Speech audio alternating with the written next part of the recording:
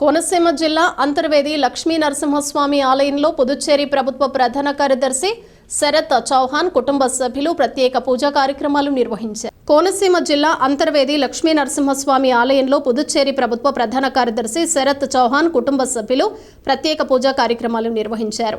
2 రోజుల పర్యటనలో భాగంగా యానాం వచ్చిన ప్రధాన కార్యదర్శి చౌహాన్ శనివారం అంతర్వేది లక్ష్మీ నరసింహస్వామిని దర్శించారు.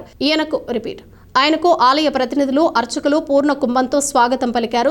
స్వామివారిని దర్శించిన అనంతరం వేద పండితులు ఆశీర్వాదం అందించారు.